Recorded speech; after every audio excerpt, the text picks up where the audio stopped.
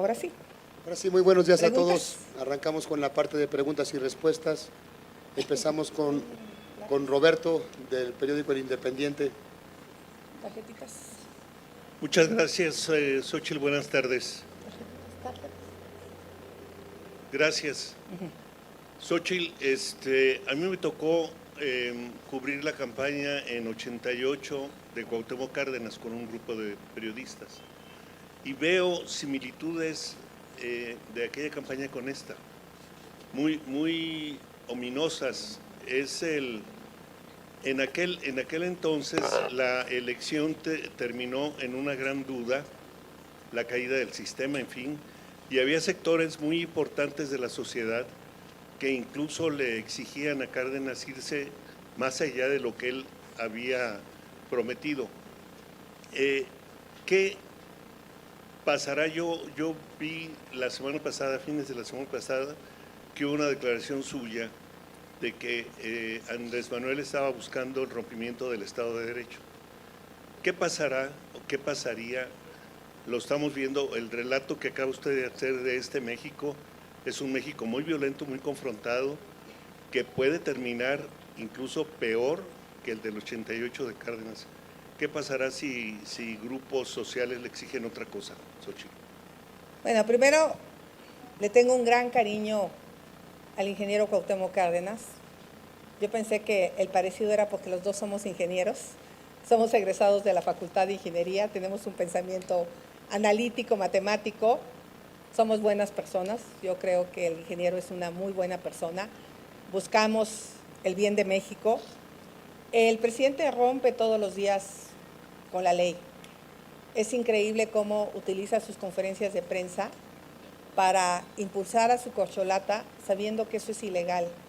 Vimos cómo medios públicos como La Hora Nacional se dedican a promover a su corcholata sin ningún pudor, con dinero público. Eso está claro.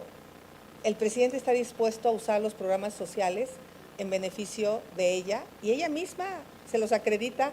Y bueno, yo espero que el INE termine ya de resolver sus conflictos internos, sus nombramientos, y se puedan dedicar a sancionar todos estos actos donde se usa dinero público.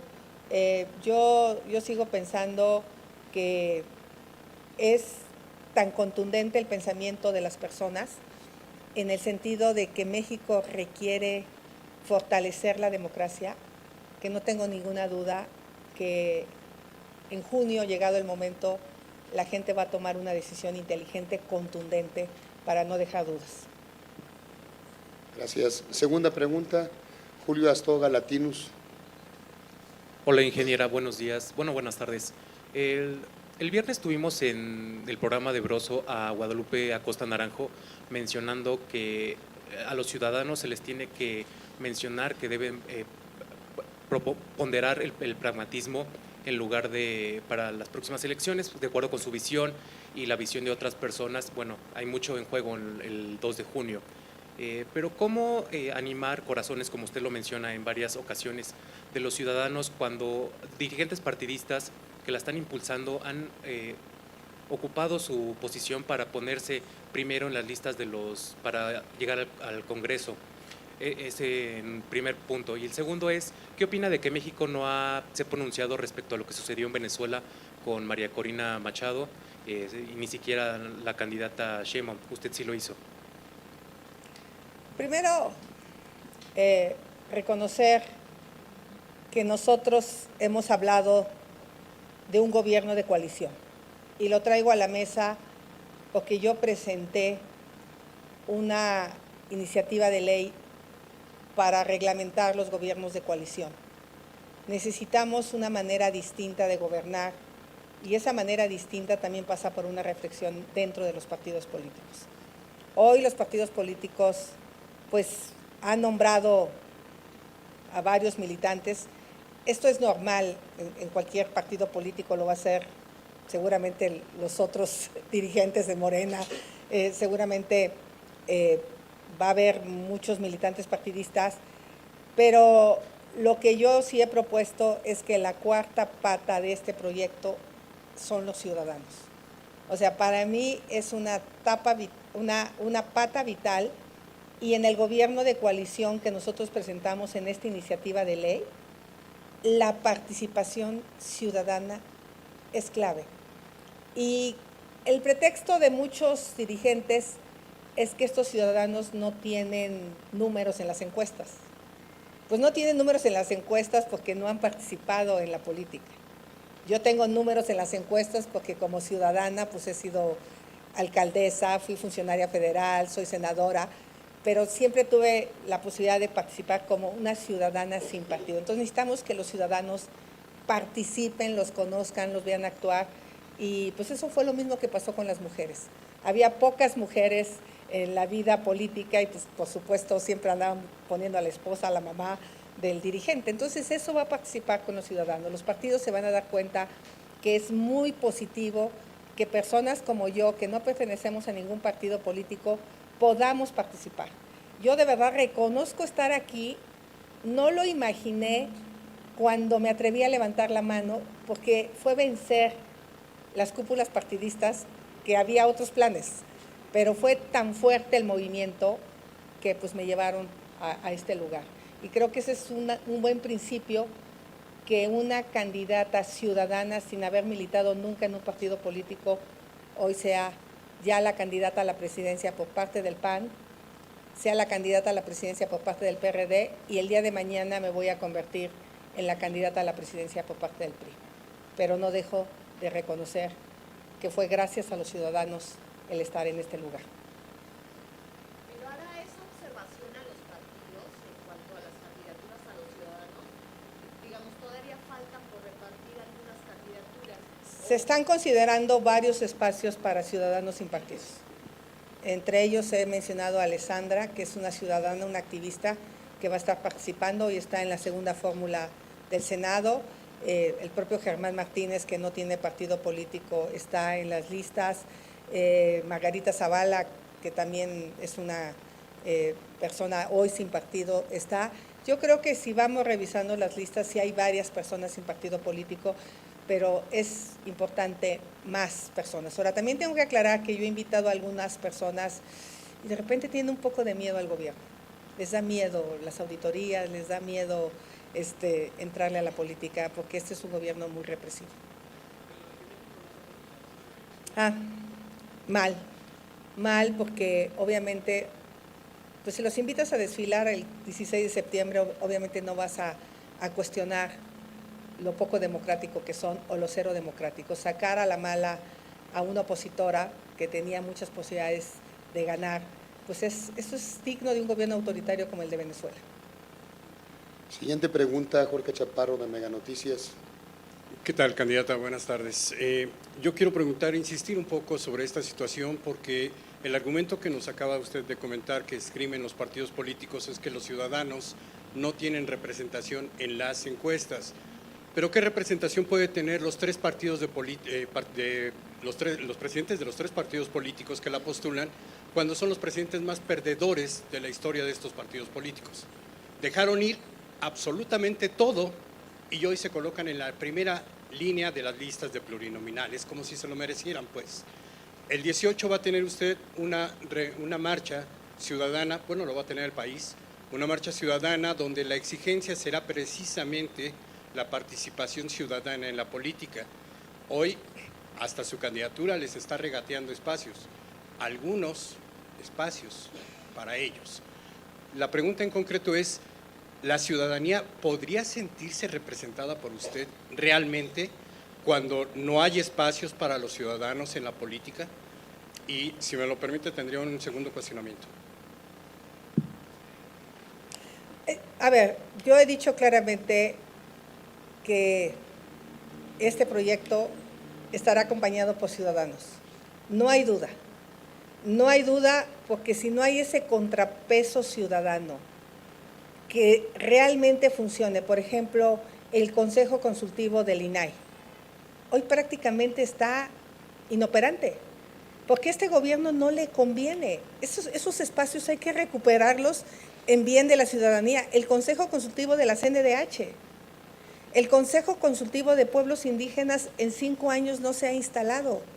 Entonces hay varios espacios de participación ciudadana que hoy con este gobierno simple y sencillamente han cancelado, y para mí de entrada hay que recuperar esos espacios que ya están en la ley y que no se ejercen porque el gobierno no quiere tener quien los supervise. En mi caso, yo feliz de que participen, feliz de que sean un contrapeso, porque es lo que hace y evita la corrupción. Entonces, yo obviamente he abogado por varios ciudadanos dentro de los partidos para que se les tome en cuenta, pero esta lógica tiene que cambiar y también los ciudadanos tienen que ser mucho más duros en su participación, pero lo que a mí me toca, lo que yo estoy aspirando es el Ejecutivo.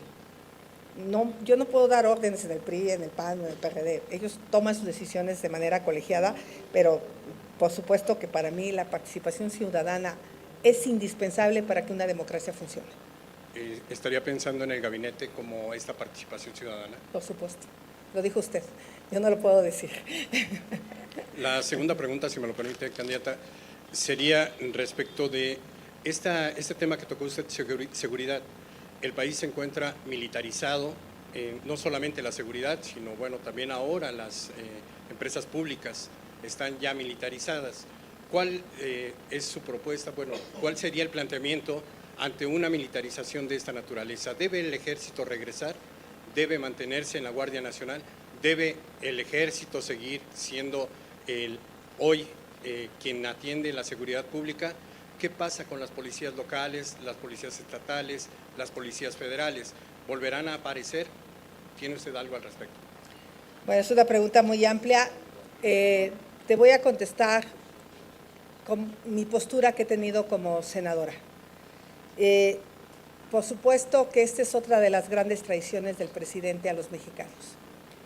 Él dijo que el ejército regresaría a los cuarteles. Y no solo no lo regresó, violó la Constitución para que la Guardia Nacional hoy tenga un mando militar, no obstante que la ley mandata un mando civil. Y yo voté en contra de la ampliación de este mando en la Guardia Nacional como senadora de la República. Yo siempre estaré absolutamente de acuerdo en que se fortalezcan las policías municipales, y los casos de éxito que tenemos como Yucatán, pues habla de policías municipales bien pagadas. Me entregaron un estudio donde más del 80% de los policías municipales no tienen seguridad social. No hay manera que los policías defiendan a los ciudadanos si no tienen el piso mínimo de protección. Quiero pensar en estos 4 policías que fueron asesinados este fin de semana en Celaya.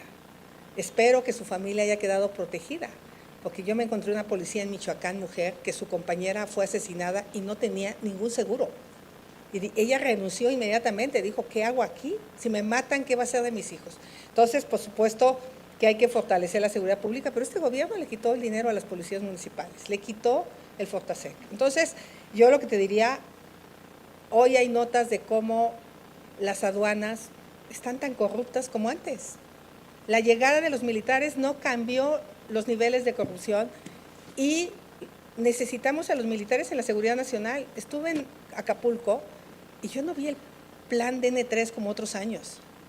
No estaba todo el ejército ayudando a la sociedad porque los tienen ocupados bacheando. Ahora ya bachean carreteras.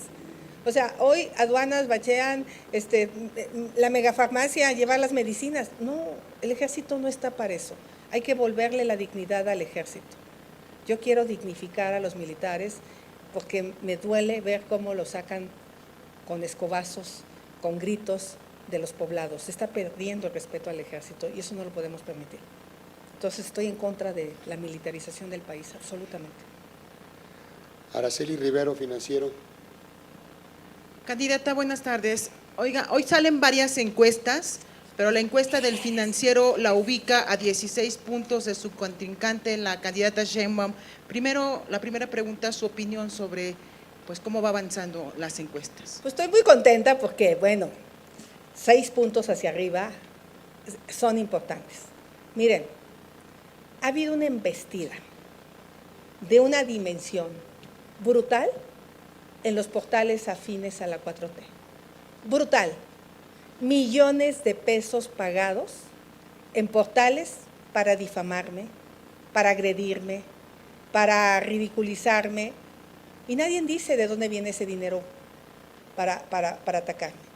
Y aún así reflejo un crecimiento, pues quiere decir que los mexicanos ya saben quién soy, ya leyeron mi historia, ya saben que soy una mujer honesta, que soy una mujer trabajadora, que soy una mujer que siempre se ha preocupado de a de veras de los más pobres, y eso tarde que temprano se iba a reflejar en las encuestas públicas. 6 puntos arriba es una buena noticia, y a mí lo que me refleja es un crecimiento positivo. Se los he dicho, esto se va a cerrar, y a medida que se cierre, este gobierno se va a radicalizar. Así es que estoy lista para lo que venga, y le vuelvo a decir al presidente, pues no le tengo miedo. Candidata, y la segunda pregunta es en relación a la lista de los periodistas que cubren la mañanera y que se filtró. Hoy el presidente López Obrador reconoce que hubo un hackeo, pero él responsabiliza a la oposición, incluso dijo que detrás de esto está Claudio X González. ¿Qué opinión le merece esto? Cuando no das resultados, das pretextos. Eso se llama ser ineptos. Y lo que son unos ineptos. Cancelaron muchos recursos para softwares de protección.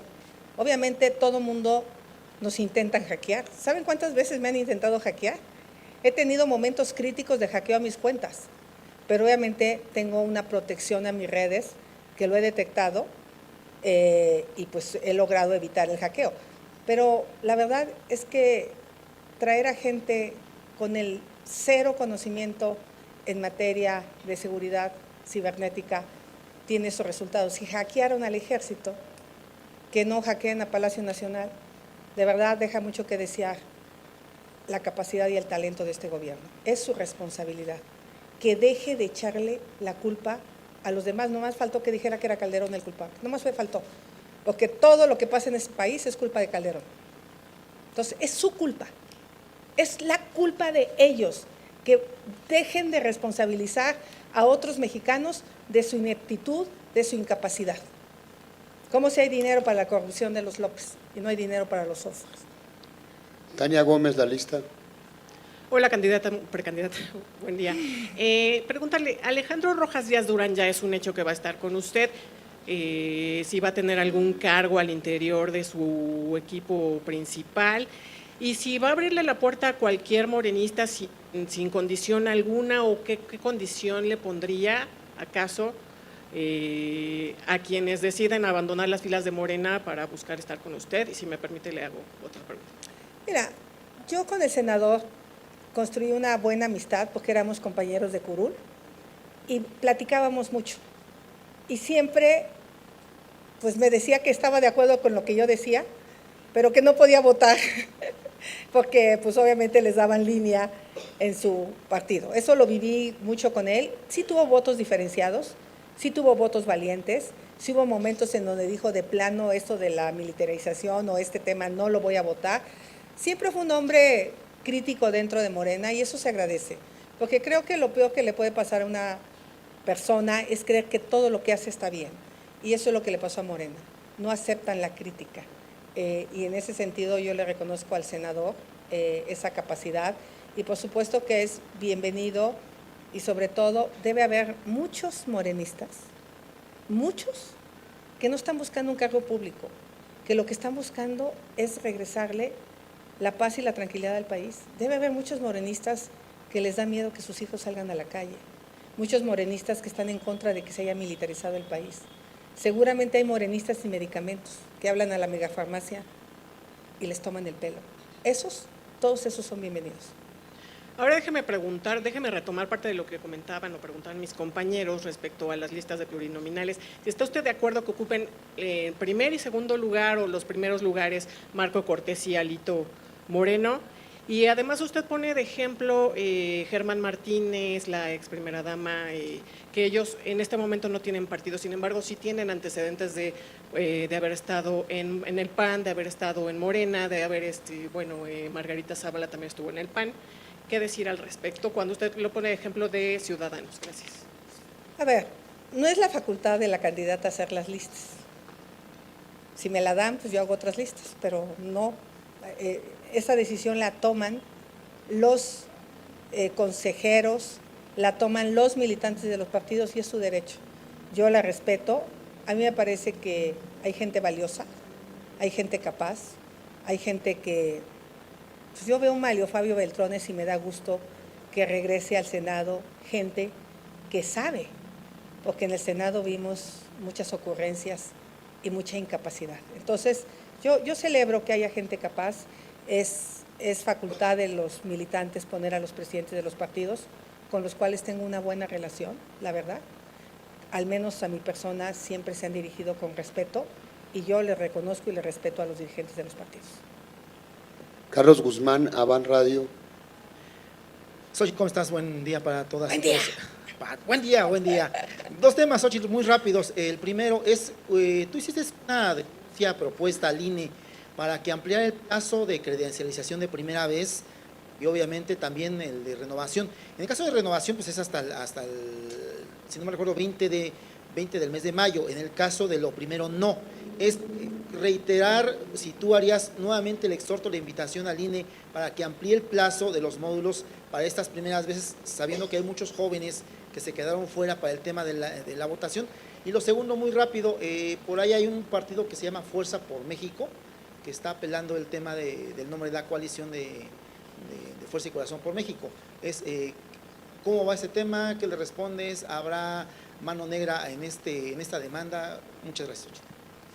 Pues mira, Fuerza por México no es lo mismo que Fuerza y Corazón. Les faltó el corazón y ese sí lo tengo yo. Ese era un partido sin corazón. Mira, obviamente la credencialización, pues hay tiempos. A mí me preocupa un poco el de los migrantes. Sé que se hizo una ampliación de plazo para aquí. Ojalá se hiciera para los migrantes, porque en muchos consulados no había la capacidad para atender a los migrantes, había poco personal. Y creo que allá sí se debería de ampliar el plazo, porque son muy pocos los que se han inscrito para poder votar en el extranjero. Entonces, ojalá el INE analice un poco el tema de los migrantes. Me voy a reunir con varios de ellos en Washington y en Nueva York. Pero pues aquí finalmente, pues sí, los mexicanos tenemos que aprender a saber que pues hay tiempos y que se vencen. Sí me llevaron la atención. Me dio gusto ver las filas que había afuera, pero pues creo que esa es una decisión de los consejeros y ya la tomaron y yo la respeto. Y en el caso de Fuerza por México, pues no es lo mismo. Y de hecho registramos el nombre ante el Instituto de Propiedad Intelectual porque se registra antes de utilizarse y si me la autorizaron, pues ahí es a donde está la facultad, ¿no? Yo solo cumplo con la ley. Hamadí, Undunti Hamadí. Vamos a las… Ñañú de mi tierra. Undunti Hamadí, muchas gracias. Okay. Vamos con las dos últimas preguntas. Sería Israel Arelave, Radio Fórmula, y iríamos al final con Garfias en periódico Excelsior. Hola, precandidata, buenas tardes. Preguntarle, acaba usted de estar ante la American Society.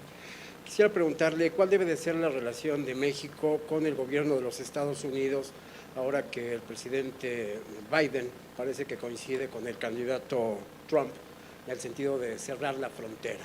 Quisiera preguntarle eso en primer lugar. Mira, la verdad de las cosas es que más que vecinos somos amigos.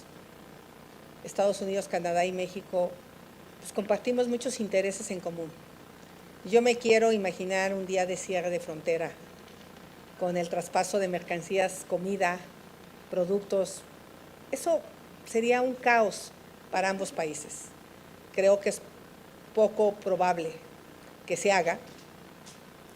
Es un tema también de carácter electoral. Tendríamos que ir al fondo del por qué tenemos esta crisis migratoria.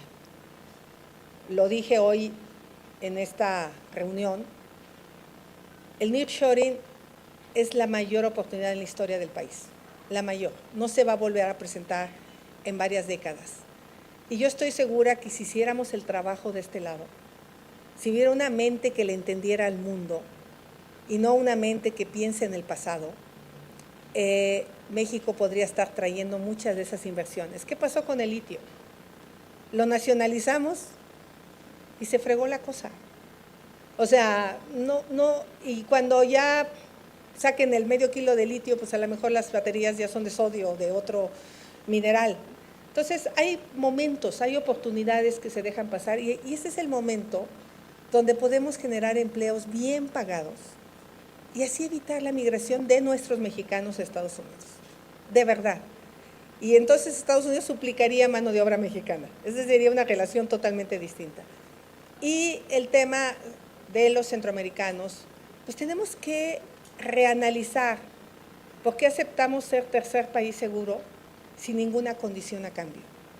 En los años anteriores no se había aceptado porque debió haber habido un recurso económico que permitiera invertir en capacitación, en centros migratorios ordenados, no centros migratorios, diría yo, más bien albergues para ellos, para esperar, capacitación para el empleo y que puedan tener un empleo en lo que les dan su visa humanitaria. Hay mucha necesidad. De hecho, hay una empresa que ha contratado a 2,000 migrantes en trabajo temporal. O sea, trabajo ahí en México. Entonces, creo que tenemos que abordar la relación de una manera distinta, no con valentonadas, sino más bien con inteligencia. Entonces, pues ahorita que pase la campaña ya después nos sentamos. Oiga, y dos, rápidamente, ¿qué le respondería el presidente de la República cuando se enteró de este ejercicio, de esta conferencia hoy vespertina? Dijo que los fifís no se despertaban temprano, no se levantaban temprano. Pues mira, yo creo que hay miles de mexicanos que nos levantamos temprano. Su servidora se levanta todos los días 5:30 de la mañana, todos los días. Y desde niña me levanto muy temprano. Soy una mujer que se levanta temprano como miles de mujeres. Esas son las verdaderas mañaneras, por cierto. Las que llevan a sus hijos a la escuela, las que salen a vender los tamales, las que salen a trabajar, las que van a la universidad. Él es el único hombre que conozco que se levanta temprano, pero no para trabajar, sino para fregar a los mexicanos, a los periodistas y a quien se le cruce enfrente. Última pregunta, Francisco Garfias. Xóchitl, iniciaste la conferencia hablando de esa catedral de las mentiras en las que se ha convertido la mañanera. A propósito, el presidente López Obrador dijo hoy en la mañana, en 30 minutos de discusión que tuvo con Jorge Ramos, que México es un país pacífico, donde hay crecimiento, donde hay empleo y donde hay bienestar. ¿Cuál sería tu respuesta a esta reflexión? Porque a mí me brincó.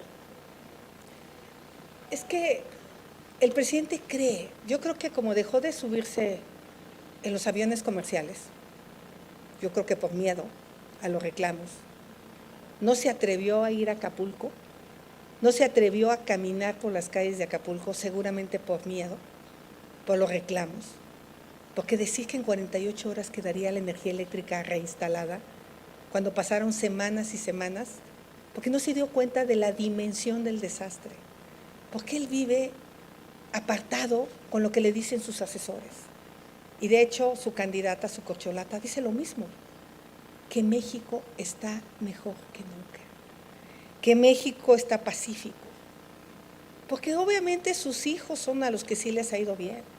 A los López les ha ido extraordinariamente bien, tienen seguridad, tienen escoltas, o sea, sus hijos, pero hay una señora en el Zócalo esperándome, porque mataron a su hija hace 3 años y no la han recibido. Hay mujeres que buscan todos los días a sus hijos. Hay comerciantes en el Estado de México que les cobran derecho de piso en el pollo y en el huevo. O sea, no hay manera de decir eso, porque él no tiene corazón, porque él no siente lo que están sintiendo los mexicanos. Es un hombre insensible, que no le importa el dolor de los mexicanos. Solo así puedes hacer una aseveración de ese tamaño. ¿Por qué se han ido tantos mexicanos al exterior a buscar trabajo? Por supuesto que en los sexenios de Fox, de Calderón y de Peña, dejó de haber tanta migración. Hoy se fue hacia arriba por 2 razones. Una por empleo y otra por inseguridad. Mucha gente está dejando sus estados por la inseguridad. Entonces, le diría al presidente, salga a la calle, camine, dese una vuelta, súbase a un avión público, súbase al avión nuevamente, vaya a Acapulco, camine las calles y va a ver lo que se va a encontrar. Vaya a Texcapilla, hable con los ejidatarios, Vaya a Michoacán, hable con los aguacateros, hable con los limoneros, hable con las madres buscadoras. Ya sálgase de Palacio Nacional. México no es Palacio Nacional. México es un país que está sufriendo. Muchísimas gracias a todos. Nos vemos mañana a 10 de la mañana. Gracias.